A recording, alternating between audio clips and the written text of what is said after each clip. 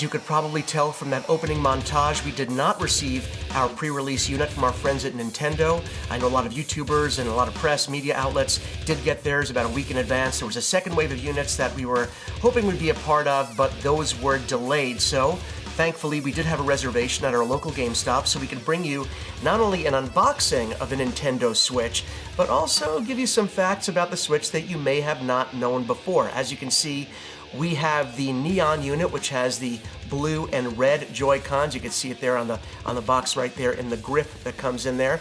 If you got the gray unit, then of course your Joy-Cons will be gray, the same color. Actually, it's very aesthetically pleasing because everything matches. So why don't we just get to it? Let's look what's in the box, and as we go along, I'll give you some information that you might not have known before. So let's do this. I'm going to turn this around.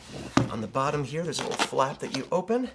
And here we go. Oh, look at this. First thing you see, I think you can see this here, before you even do anything, you get some instructions there about what to do, but we're going to skip those right now because we're not going to turn the unit on. We are just going to open it up and actually see what is inside. Oh, wow.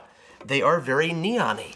I've, like you, I've seen other videos online, I've seen pictures, I saw the different press releases and videos that Nintendo has been seeding online and through their YouTube outlets, and yeah, the neon red is a very different kind of neon than I expected. It's really kind of cool. It's like a pink red, if you can see that here in its packaging, and of course, you have the blue one right here as well, and oh, look at that, you know what? They have a nice little heft to them. They're a little heavier than I thought they'd be. They feel substantial, not heavy in a bad way, just heavy in that they're not going to snap in my hands as I'm playing. They look very delicate and dainty in all the videos I've seen, but they're actually pretty substantial. So see, you can see here, you have the right unit and the left unit right there. So let's put those on the side, and let's get to the start of the show here, which is the Switch. Oh, look at this, so pretty. This is the actual Switch console in this lovely plastic wrapping. Let's take that out. You can see what it looks like. You can see the camera setup, of course. And on the top, oh, look at that. You have the on and off slider. You have some vents on top. So I guess it has some nice heat management here. You have the game card right here. That's where the game card goes in. And I'm guessing there's a different place that you would put in your micro SD card. I think it actually goes behind the kickstand. So here we go. That's actually really nice. Again, not too heavy, but it does have a nice little heft to it. It has a nice presence in your hands. It's kind of a fine line when you're designing something that is meant to be held. I know, of course, it gets docked as well. But when it's held, you don't want it to be too heavy, but you don't want it to be too light either. It should have sort of a nice presence in your hands. So we have that here. And let's go to fact number one that you might not know about the Switch. And that involves this little kickstand back here, okay? There we go. That's the kickstand in its regular position when you put it up and you rest it. And here is fact number one. There is nothing at all wrong with this kickstand. I'm saying this because there have been some videos that have gone viral about some media outlets that put the kickstand on a table and were leaning on it and twirling it and pressing it. And of course, eventually the kickstand did pop off and it did wobble. But I have some news for you here. The kickstand, its only purpose is to make it stand up. All it does is stand up with that. It's not meant to be leaned on. It's not meant to support your body weight. That's all it's meant to do is stand up, and it does that just fine. If you do put too much pressure on it, you probably were leaning on it too hard. It pops right back on, not a big deal. This is what the back looks like. I want to make sure you guys can see that as well. Catch the light there. Really cool, this nice embossed Nintendo Switch on there. Again, you'll see some venting in the back for heat management. And was I right? Does the micro SD? Yes. Micro SD pops in right underneath, I don't know if you can see that there, right underneath the kickstand is where the micro SD card actually goes. So this is the Switch unit. I'm going to take this, put this on the side right now, and let's see what lurks beneath. Here we go. And we here have documentation for it. Nintendo's always good about including documentation, whatever they do, hardware and software. Although now, the games for the Switch, from what I understand, there's no documentation, just a little game card in there, but that's fine. We've gone to a digital world, and that's the way things are going right now. Okay, here we go now. Here we have the wrist straps that actually slide in to this open side of the Joy-Con, so you can put it on your wrist so you don't have to worry about losing it when you're playing or having it fall off. And the nice thing is, this adds an extra, maybe a little half-inch to the end of it here, and it just feels right. It feels like the perfect size with this on. It feels okay with it off, but once you slide this guy on, it actually feels perfect in your hand. So you get 2 of these, 1 for each Joy-Con. And here's the other one as promised, okay. And what do we have here? We have cables. Yes, they included an HDMI cable, which is great. Back in the day when you'd get a gadget that required HDMI, sometimes they would not actually include the cable. They'd make you buy that yourself, but it's nice to see Nintendo is following suit with other companies and including the HDMI cable in the box. Okay, what do we have here? Okay, this is the external power brick, and as you can see here, let me show this to you guys. As they told us, this is USB-C that actually will give power to your Switch, charge it, and when the Joy-Con controllers are actually attached to the Switch, it charges those as well. And it's USB-C, so for all of us that have MacBook Pros and we're complaining that USB-C, it's too soon, other companies are starting to use this as the standard, so Nintendo, Apple is very happy that you guys chose to do this. Let's go over here, see what we have here. I'm guessing this is the grip. So what you do is you're going to take your Joy-Con controllers, you're going to slide them on here, one on each side, the left and the right, and then you use this as a controller. If you don't get the Pro controller, which we did get and we'll look at in a separate video, you can actually use this grip with the Joy-Con slid on there as your primary controller when it's not attached to the tablet part itself. So let's put this on the side here. And let's get to the dock. Now, this is the end of this. The dock is the last thing in the box. Let's take a look at this because there's some stuff I want to share with you about the dock. Oh, look, they have bubble wrap, so after you're finished with it, you can amuse yourself by stepping on it and twisting it and hearing it pop. Yes, that's the 9-year-old boy in me.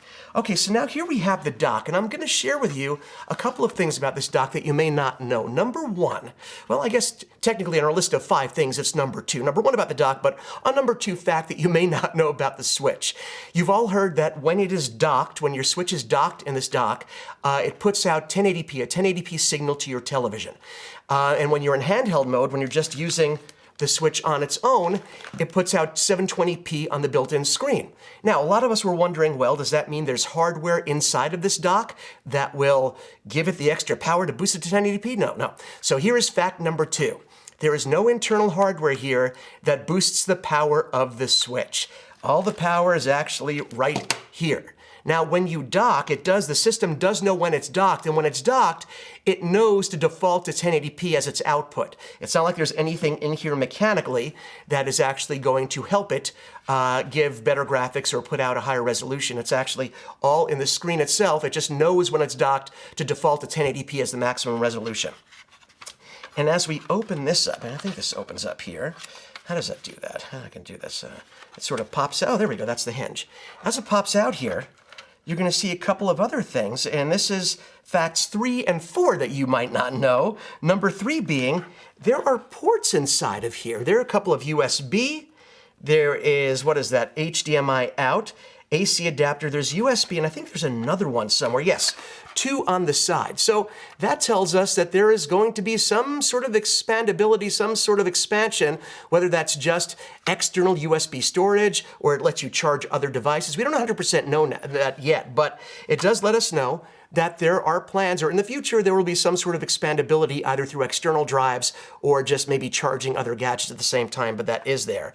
And of course, that leads us to fact number 4 that you might not know, and that is, this is the first, at least the first that I can remember or I've heard of, it's the first console that actually has cable management, because you plug the HDMI in here, your power is plugged in here, the cord wraps around, then comes through here, and then goes out the side here. So they actually made a device, this dock, actually allows for some cable management, which I think is really cool. And that leads us to our final fact of the day. And I say it's a fact, but it's really a hard suggestion. And that suggestion is, well, let's just say it. You will need an external micro SD card. You are going to need to buy yourself a micro SD card to give you more storage. Now, it's been well publicized that the Switch itself has 32 gigabytes of internal storage, which is fine. If you're just saving games, that would be just fine. But we all know people like to download games as well, and games take up memory. Now, the 32 gigabytes of internal memory, I think about 6 gigabytes will be dedicated to system software. So in reality, you only have 26 gigs of internal storage on this thing. Let's say you were to download Zelda instead of actually buy the card. If you download Legend of Zelda Breath of the Wild, that takes up 13 gigs on its own, which means you only have 13 gigs left in total, which means you are going to want to buy another micro SD or a micro SD card to give you more storage. There are 64 gigabyte cards. You're going to want to get an XC card, a high-speed card, class 10. You can see they call them different things. You're going to want a class 10 card, something that's fast. So both for the downloads and the performance, when it's getting information off of the card, it's going to perform better. And there are 64 gigabyte cards that you can get right now for anywhere between $19 and $25, brand name, very, very, very good quality. But between $19 and $25, you should be able to get yourself a decent 64 gigabyte card. If you want to go to 128, which I think is actually the sweet spot, you probably will not have to get another card for a long time, because Nintendo doesn't seem to be putting out any major titles for a long time, and those go for anywhere between, I think, $40 and $80. Usually you can get something for about $45, $50. So there you go. That's our unboxing and those 5 facts that hopefully you didn't know before. And if you didn't, well, you do now. If you like what you see, let us know with a thumbs up. And of course, please let us know with a comment below if there's anything else you want to know about the Switch. We're going to be playing with this for the next several weeks. We'll have our full review on our SiriusXM show, which airs every Saturday, 2 p.m. Eastern on SiriusXM channel 167. And we will see you soon with another one.